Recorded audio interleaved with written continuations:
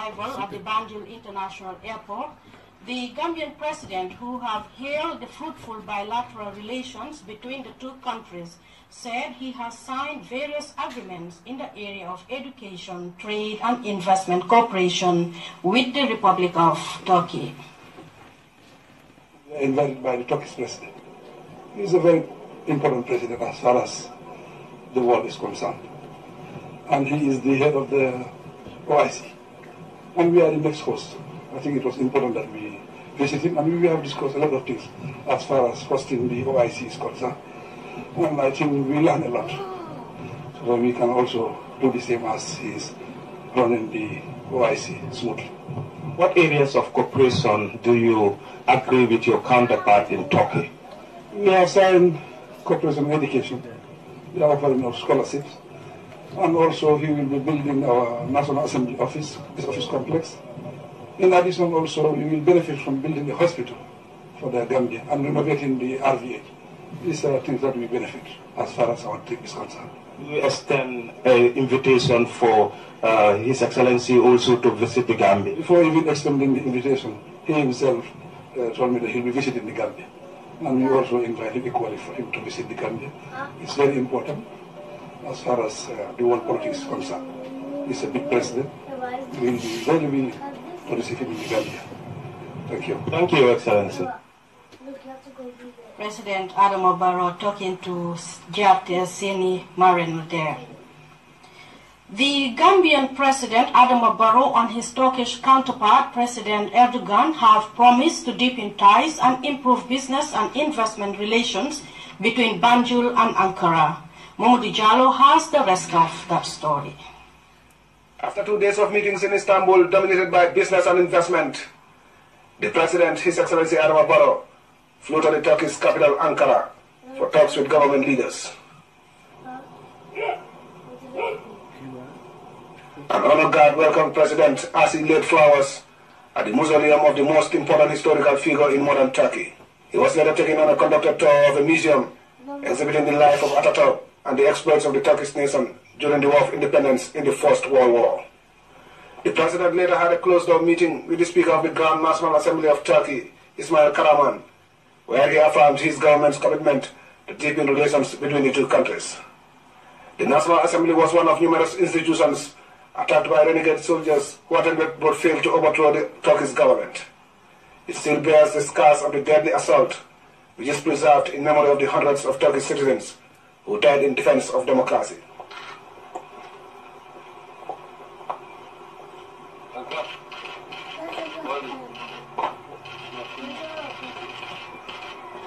Later this evening, President Barrow was officially welcomed by his Turkish counterpart Recep Tayyip Erdogan at the presidential palace in Ankara. The two had a tete-a-tete before delivering statements underlining their joint commitment to strengthen the already excellent relations between Turkey and the Gambia. The Ministers of Foreign Affairs of the Gambia and Turkey, Hussein Dabo and Mevlut Cavusoglu, respectively, signed a cooperation agreement on education, with Turkey pledging to offer scholarships to Gambian students. Mamadou Jallo, GRTS. The Joint Commission of Inquiry has Thursday summoned officials of the Gambia Geological Department in connection with the former President Yahya Jammeh's alleged mining activities in Badari, Upper River region. Fatou Janembai reports. Witnesses continue to appear before the ongoing Commission of Inquiry probing the financial dealings of ex-President Jammeh. After venturing into a fact-finding mission to provincial Gambia, members of the Commission of Inquiry were at Badari village in Tumana district in the Upper River region to receive first-hand information about the alleged former president's mining business. Abdullah Cham is the latest witness to testify before the Commission of Inquiry. The managing director of the Geological Department was summoned in connection to former president's mining operations in Badari. Last time you were here, you did tell us the same story. Okay. And what we are interested in now is, since this new government has taken place and since you were here the last time, has there been any development as regards Badari? Yes, because I assume that you were not denied access after the ex-president left. So has there been any developments? That's what we would like to know. Yeah, okay, I'll then jump and start from there again because I have documentations. And this present government, the office of the president, they acted wisely by actually sending us some samples that they collected from individuals, because that preceded a visit by certain individuals with the current with the SIS under the direction of the Director General, and they went with those individuals and came up with a report. Your managing director said the ex-president's mining operations began in 2012 after several samples of precious stones were collected from the site. The report came up with recommendations. The findings first, before Yeah, the recommendation. and the recommendation is that. What are the findings? The finding is that what is expected, that there are valuable mineral resources. We have not found resources that are valuable. Nonetheless, we recommend a more detailed geological exploration, investigation, not only that area, but the entire URR. And also, we have a latest report of the geology and the mineral resources of the Gambia. We recommend that it needs to be updated. And that update needs a lot of resources. The samples that you found, what are those? The samples that you were given, or that did you find any samples, take any samples when you went yourself? Yes, we collected some samples and got some varieties of quartz, gravel, quartz mainly, varieties of them. Nonetheless, we don't rule out occurrences of valuable minerals, but there needs to be detailed prospecting in that area. The samples from Badari from 2012 to 2016 and sending them abroad, or sending them, we don't know where. They spent years doing that. We have taken a step towards that.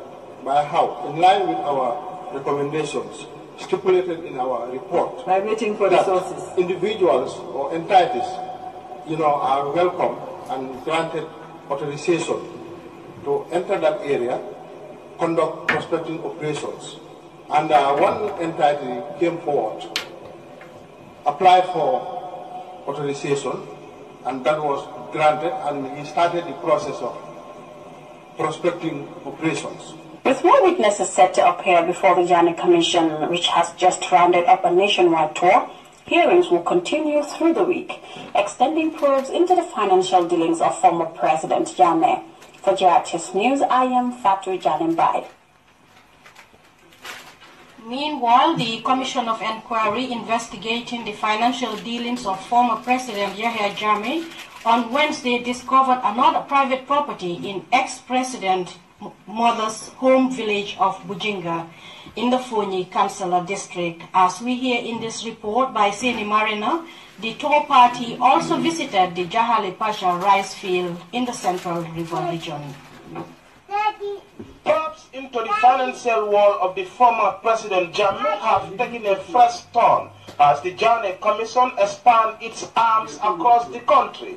The Commission said it intends to investigate every asset and business interest of the ex-leader who left a trail of farms and private mansions across the country. A few kilometers away from the troubled southern Senegalese region of Casamance is the Bujinga village in Fonyi. This massive private mansion, said to be the private residence of Jammeh's mother, Asombi Bojang, is the key highlight of the village. Owned by Jammeh, the lavish private mansion built to accommodate scores of people is among many under investigation by the Janneh Commission. Here, Commission members arrive for inspection to ascertain the worth of the massive house.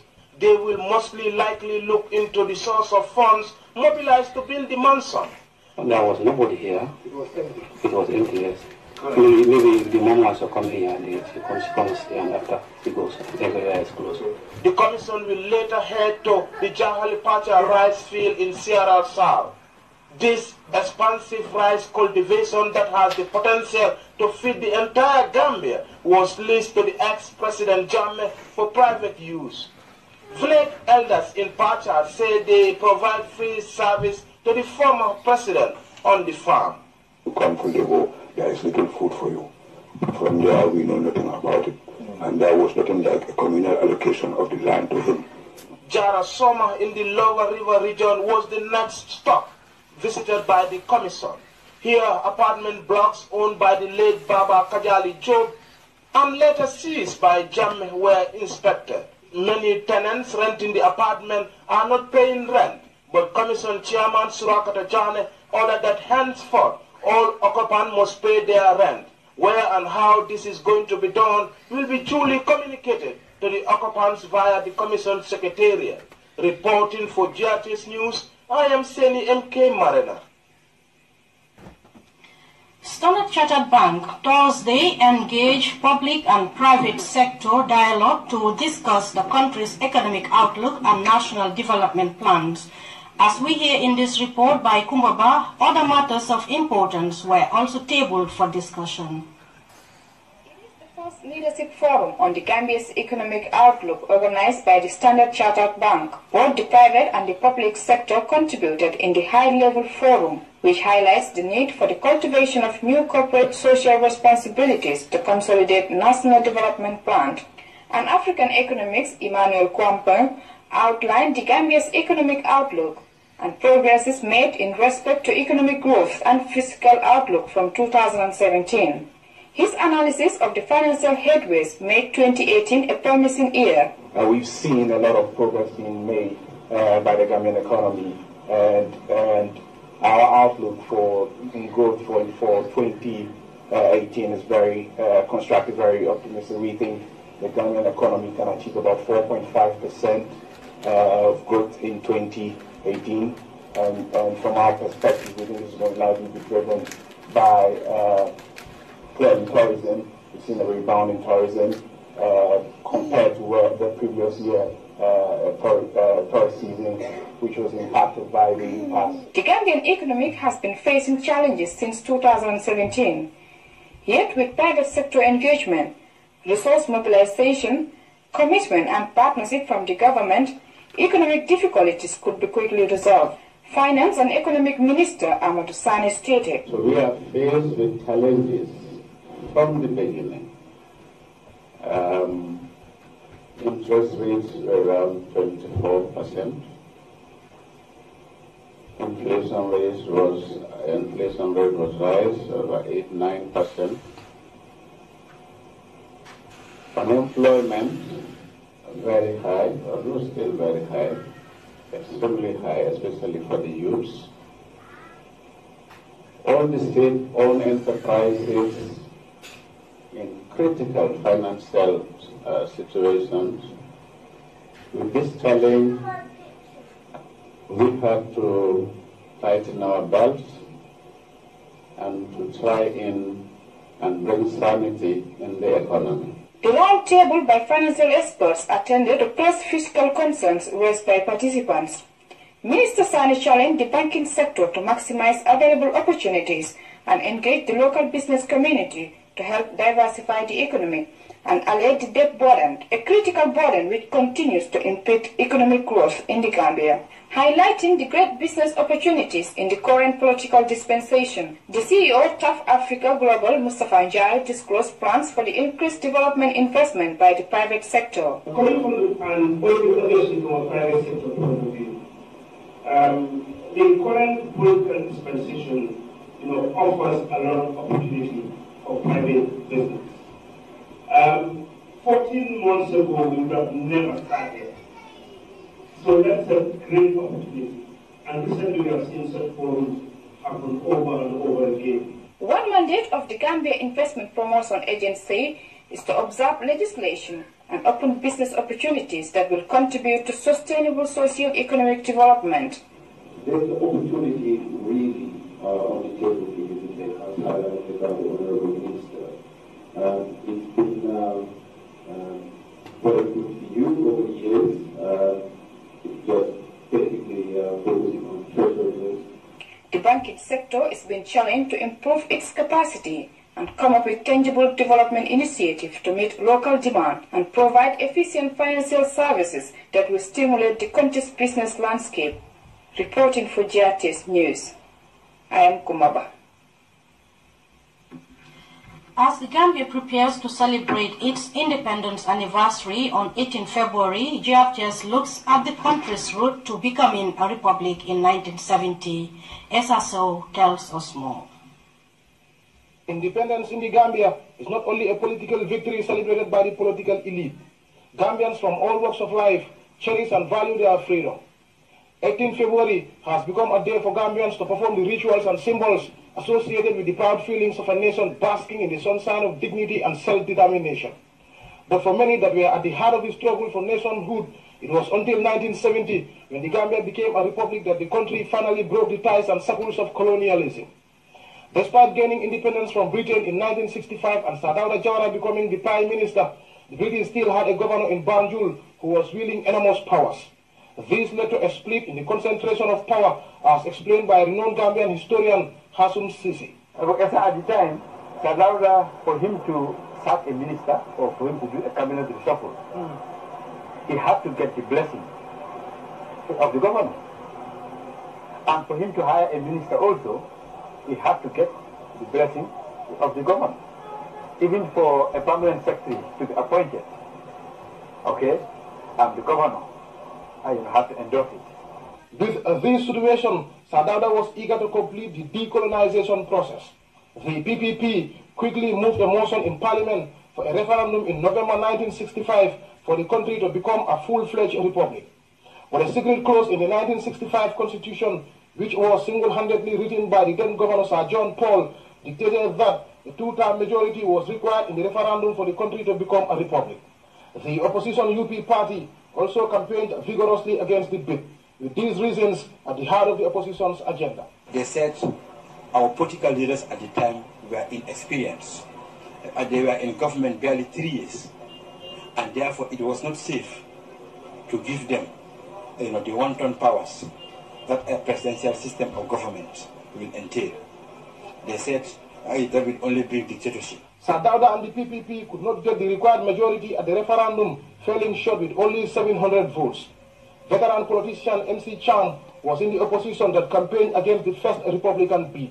It was the view at the time that we, that breed of emerging politicians, were untested.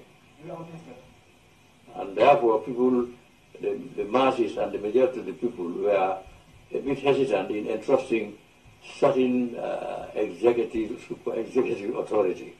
And that was why we were not for that. If you check check the records on these other countries, most of them, I think if not all of them, started with that system, and they graduated to a progressive. That was why the first referendum was opposed by the United Party very vehemently. Sir Dawda wholeheartedly accepted the results of the referendum, despite intense pressure from his inner circle to disregard the outcome of the polls and declare the country a republic. This was later confirmed in a recent declassified document by the British government. Some people in his party, like Sirif Diba, like Sirif Sise, they wanted him to just declare, to ignore the results and move on. Yeah, to declare the results, like null and void.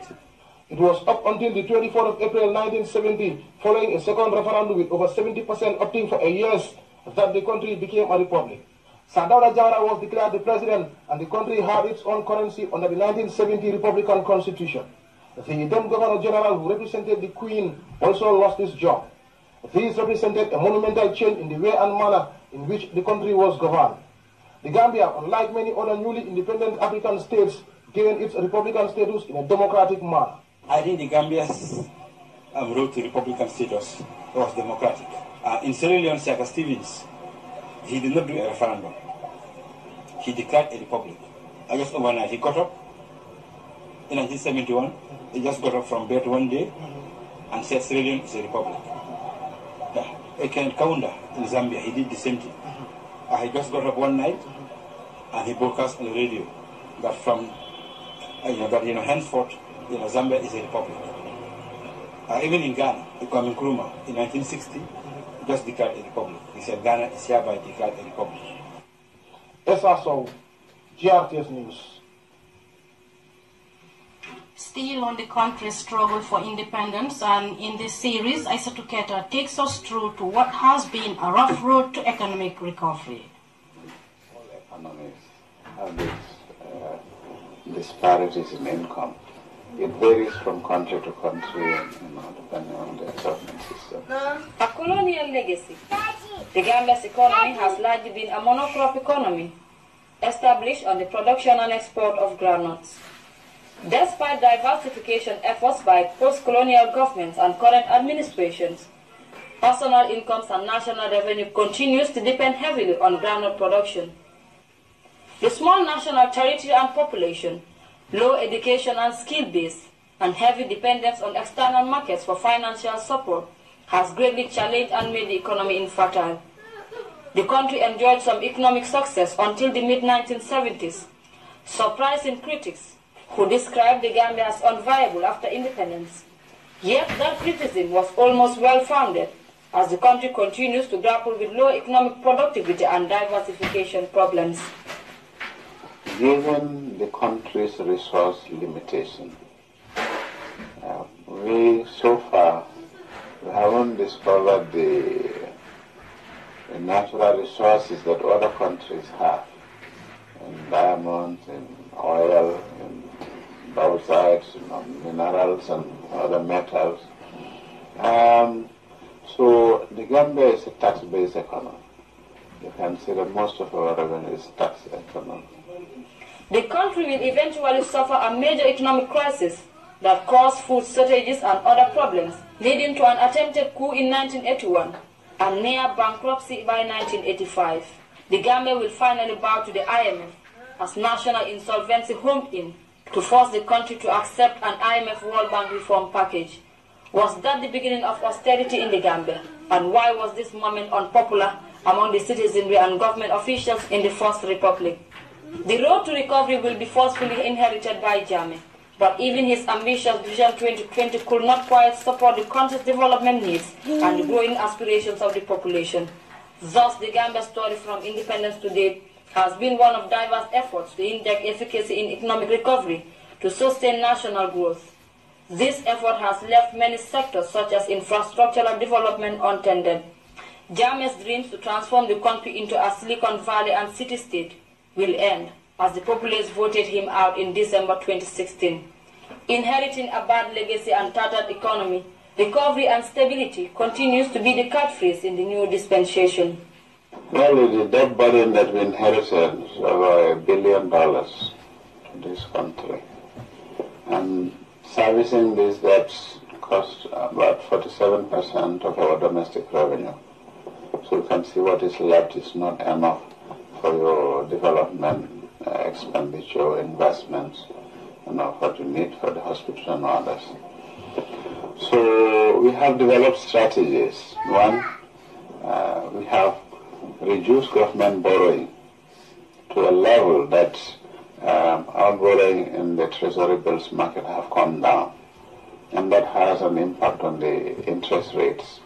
You can see that commercial borrowing now has been reduced from 24% to now 18%. As the country clocks 53, poverty reduction, like in previous administrations, remains a top priority of the government, with many Gambians still living below the poverty line.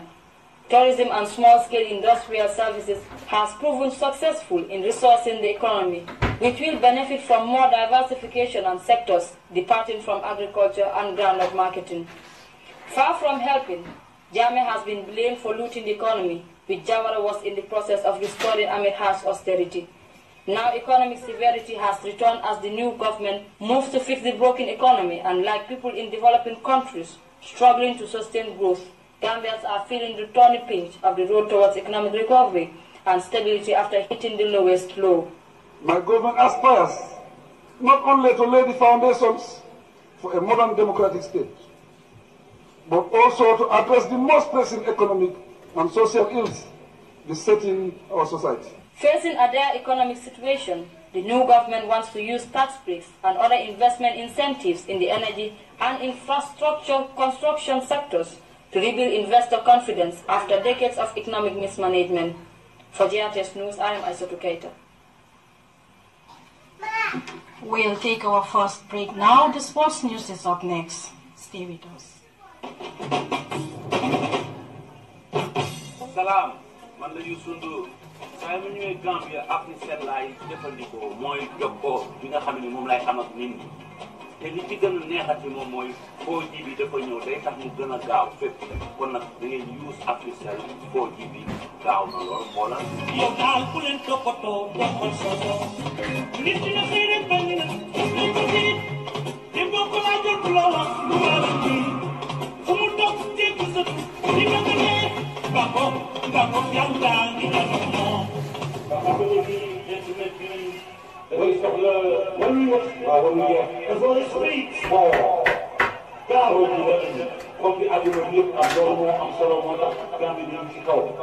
Thank you very much. This is for you.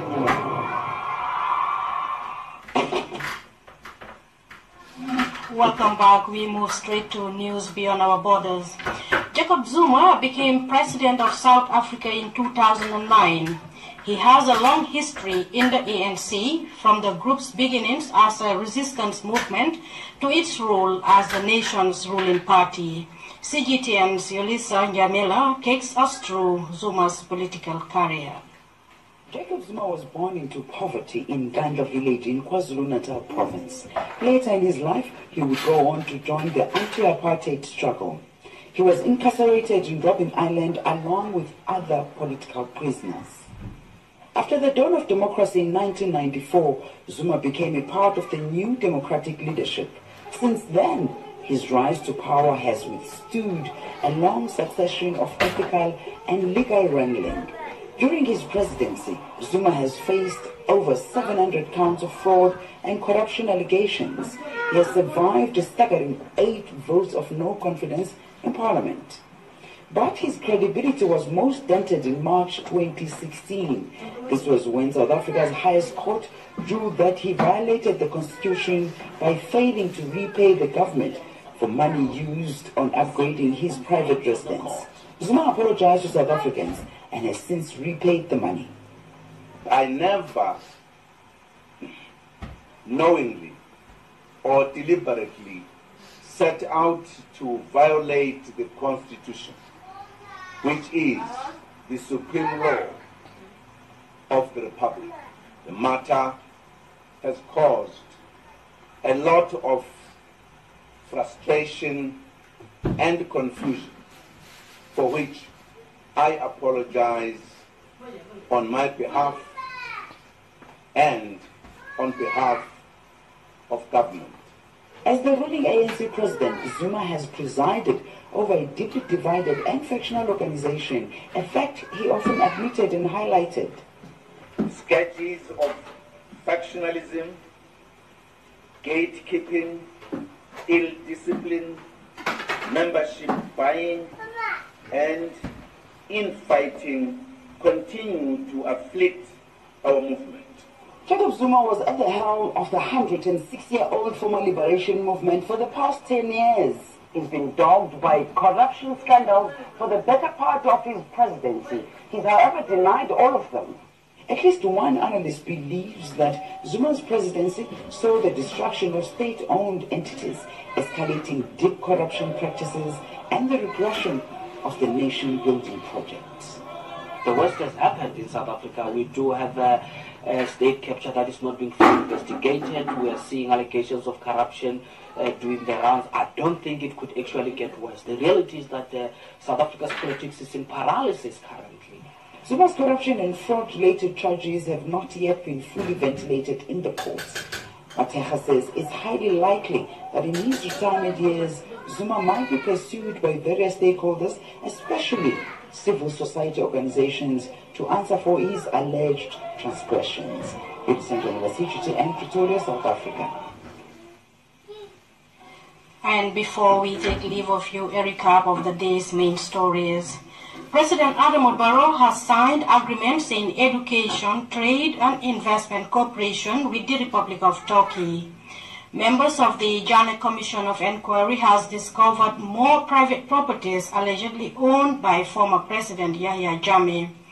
The European Parliament has failed to include Tunisia and 3 others in its non-EU countries' money laundering blacklist. And former South African President Jacob Zuma has finally resigned as president amidst pressure from his ANC party.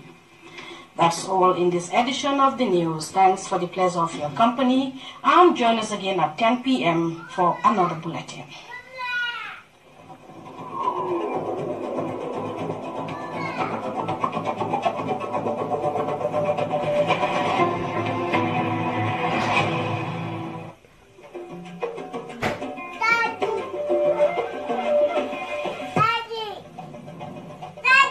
My name is William Abraham. I'm the president of Real Divine Support of the Gambia. I'm currently in the Senegambia area. I use the Real Africell 4G SIM card because it has the widest coverage and the fastest speed.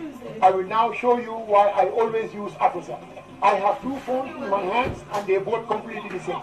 This is my phone from Africell with the Real 4G SIM card, and this phone has another 4G from another